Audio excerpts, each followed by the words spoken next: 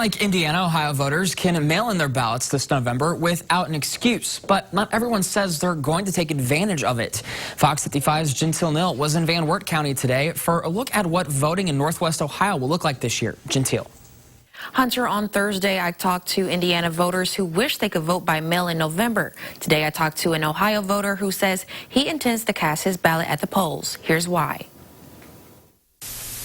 Van Wert resident Kent Bradford says he's voting in person this time, abiding by the CDC guidelines. He voted by mail for the primary election. Voting booths where I vote are partitioned anyway, so it's not like you're breathing on the person next to you or vice versa. He says he doesn't want to take any chances with all the concerns about voting by mail for the general election. You know, they say on TV and stuff that, well, there's not many reported incidences. Well, that's probably a small percentage and stuff like that.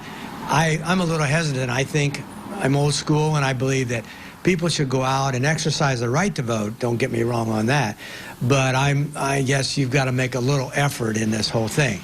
Now, the coronavirus, you know, I guess, like I say, I'm not particularly afraid of that. I'm sure there are people out there that are. In Ohio, you don't need an excuse to vote by mail, so anyone who is registered to vote can use that method.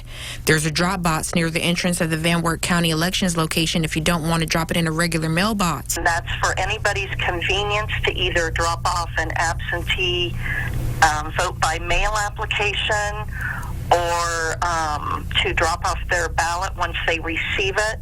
If they would prefer to drop it off at our office instead of putting it back in the mail. Van Wert Deputy Director of Elections Brenda Weaver says using the drop box option shouldn't be a problem because it will be accessible 24/7.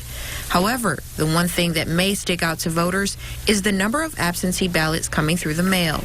The Secretary of State will also be mailing one of those to all of our currently registered voters, and that mailing will be going out, should be right around Labor Day. So some people may be getting duplicates of those absentee applications. If you have filled out more than one by mistake, once those arrive at the Board of Elections office, they put it in their system once. They arrive and they receive the first one. The system will flag if they put the second one in for that individual. Reporting live in Fort Wayne, Gentile Neal, Fox 55 News.